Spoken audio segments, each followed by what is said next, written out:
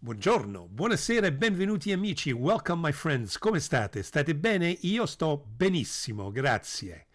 I'm very good, thank you very much. I'm continuing my journey of Chinese pens. They are coming in like floodgates. I'm telling you, floodgates. And I'm really impressed with the HONGDIAN pens that I've been receiving. I've received about 4 of them in the last few days, and one at a time I will be presenting them to you. Today it's the turn of this beautiful teal brass and resin HONGDIAN #7 Blue Peacock. I think it's going to be a gem. Stay tuned for the writing sample. I always say, folks, it may look nice, the price is great, but if it doesn't write properly, if it doesn't give you fountain pen therapy, or if it doesn't give you a good writing experience, then you could chuck it away, or make sure you replace that nib and do so quickly. So let's stay tuned and let's see how this one performs. Okay, so we're back with the pen. Look at this pen, folks. Isn't that gorgeous? I mean, I think it's absolutely exquisite. First of all, they say that this is 24 karat pattern, peacock pattern there, gold pattern. I have my suspicions.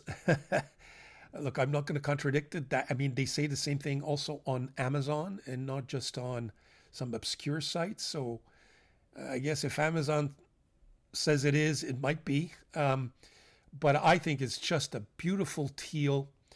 You know, depending on the light, you either think it's a kind of a tealish green or a tealish blue. I think it's blue, and hopefully it will be coming out on the camera colors. I'll do my best to do some coloring or some color matching there and editing, so make sure you get the right color. In terms of the resin, look at the chatoyancy on that beautiful resin. Look at that. Isn't that? I think it's a perfect combination. You have resin and you have some brass metal here. And it gives it a certain amount of weight. So there is some quality there that you can actually feel in your fingers. It's the typical HONGDIAN clip that functions, in my view, stiff, but functions well. And then you see that little bit of a step up and a little bit of a bevel that HONGDIAN has in its finials, except that there you have a decorative finial. It's just not, they say it's supposed to be, I guess, the sign of the rabbit. To me, it looks like a flower pattern, but look, I'm not an expert, so I wouldn't be able to certify one way or another, but it is a nice design. There is some color there instead of just a gold finial like you find at the bottom. At the bottom, you could see that it's just a straight up, and it's not focusing, they're straight up, just a flat top there. I like the small ring here with the HONGDIAN inscription engraved, and with the N7, which I like very much. There is a, let me just see if I could focus. Here we go. There's an inscription there that I believe says peacock. And then there is a probably peacock in Chinese, but I could be mistaken. But the peacock design is definitely there. Very, very nice.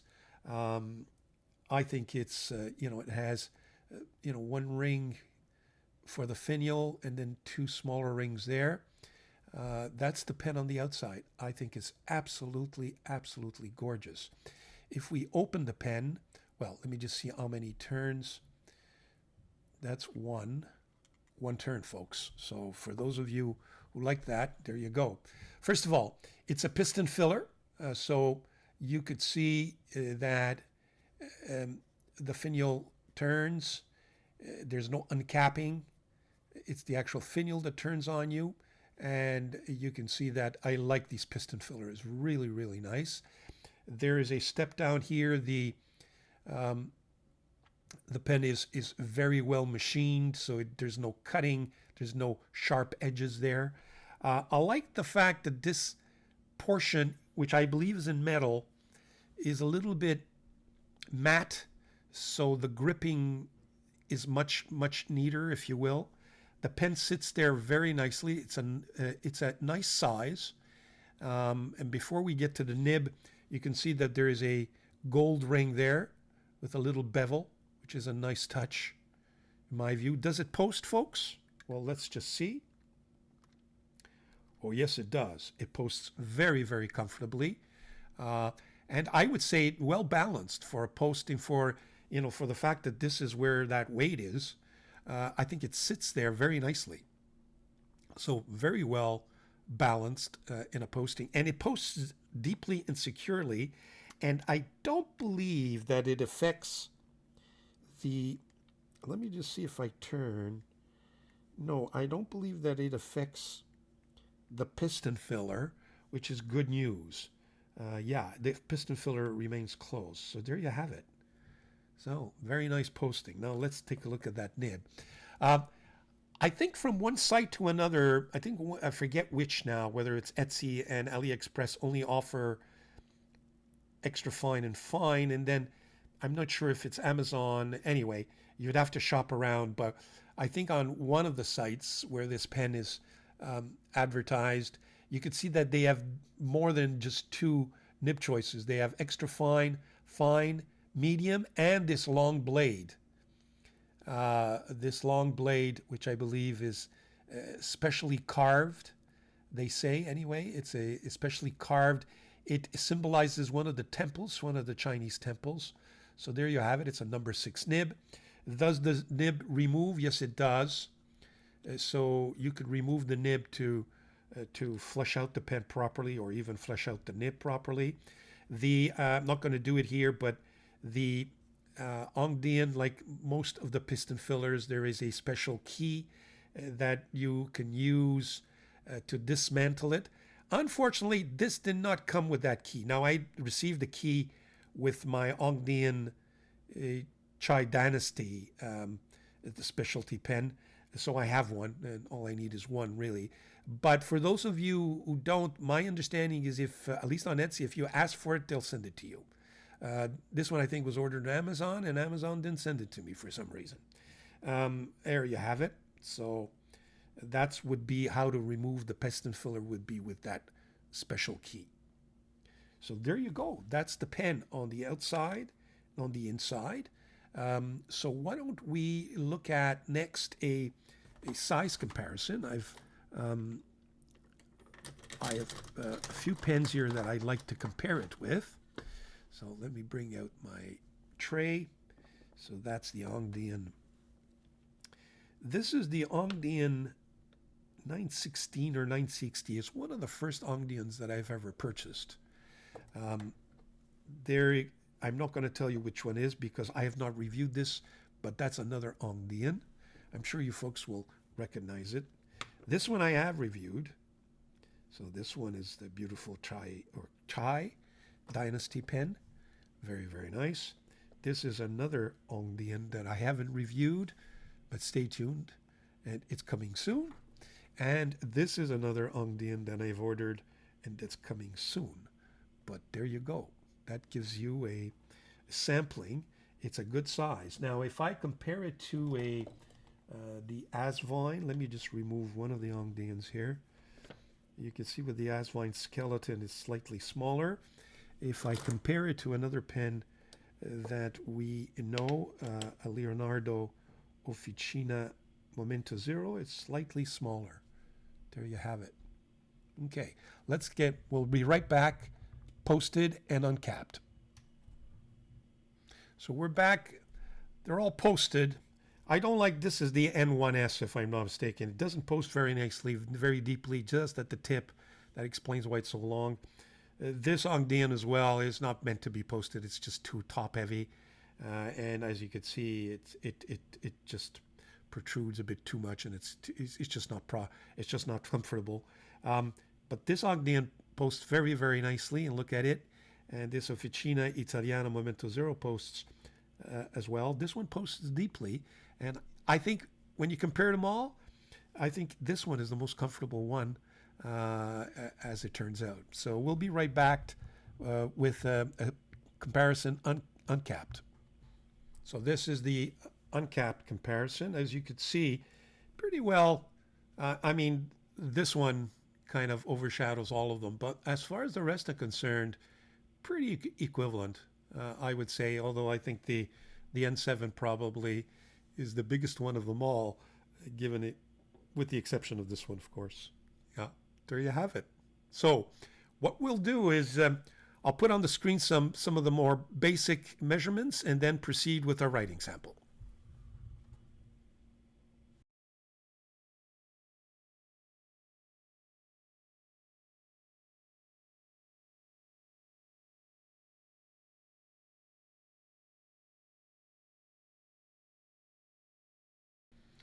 Okay, so we're back with the writing sample. Now, as far as the ink is concerned, I have chosen this Robert Oster Marine. Um, it is a little bit on the greenish side, but I figured that, it's in between. So it should, I think it should go well with this pen. So there you have it, Robert Oster Marine. Sorry about that. Here we go. And as far as the journal is concerned, we're going to be using this Tomoe River Sake TP 52-gram paper grid. I've been using that lately. It's either this one or the Wonderland 222, both Tomio River. Okay, let's get this to go a little bit more so you could maximize the writing sample. There you have it. I think this should do it. Now, I've got to say, this is the long blade, and my previous experience with a long blade, which have a tendency to be architect nibs. I'm afraid I don't like architect nibs. They're just, I can't get used to the fact that, I'm a stub italic guy, and it's the opposite, in terms of the line variation. And I don't know if this one's going to be any different. So you'll forgive if there's any hesitation in my writing. It's probably explained by the fact that I'm just not used to this nib, and it probably just, it takes a little bit of getting used to. I don't know why. I feel like there's some dust particles on the paper. I apologize. Oh, I don't know what happened here, but I guess I didn't clean it properly. Yeah, well, you can see when you have that bevel there, you see that bevel? If you don't clean it properly, that's what happens. You have a tendency to get your fingers all inked up. So that may be a kind of a negative aspect that, of that nice nebbled or ring, if you will, decorative ring. Okay, here we go. Well, okay, why is it not cooperating? Okay. So this is the HONGDIAN N7, whoop, 7, and it's the blue peacock. It's actually, this nib is not as bad as the other long blade. The nib is the HONGDIAN long blade. Number 6, steel. The ink that we're using today is Robert Oster Marine. Yeah, I think the color matches pretty nicely with this pen, I would think. Now, in terms of, there you go, that line variation, it's a gusher, very nice and wet, I would say. Yeah, absolutely. As you could see, it runs counter to the way I'm used to writing with these pens. Very constant. The feed keeps up very, very nicely. Thank you very much. So I would say this is a very smooth little bit slight, very interesting feedback. So nice feedback.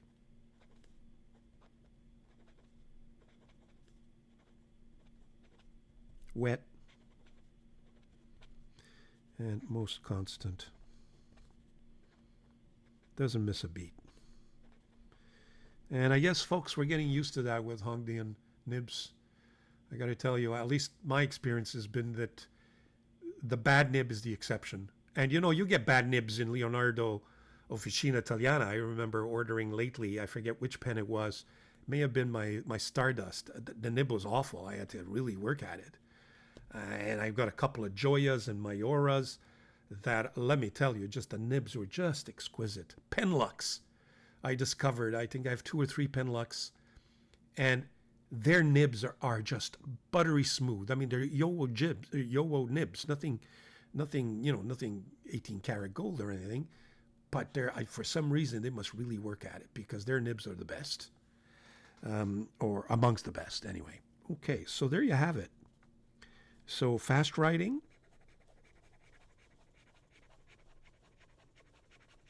Doesn't skip a beat. Very, very nice. My rating.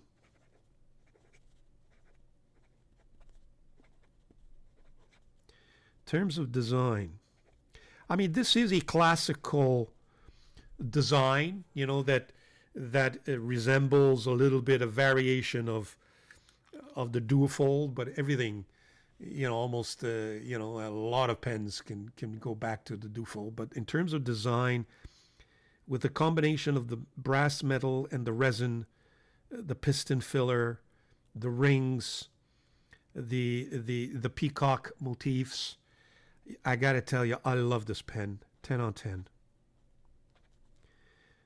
Build quality, I cannot find anything wrong with this HONGDIAN. Again, 10 on 10. Really, really nice. Oh, by the way, I just want to test it. Posted. Here we go. This is posted. Built. So the nib, this long blade nib, I got to tell you, surprising me. I'm getting used to these things. I'm going to give it a 9.6. Does have some interesting feedback. I think it's a nice thick line, thicker than medium, more on the you know, almost the broad, but it gives you that line variation. Maybe the other way, maybe the way that I don't like it, but nonetheless, that doesn't mean the nib is not nice.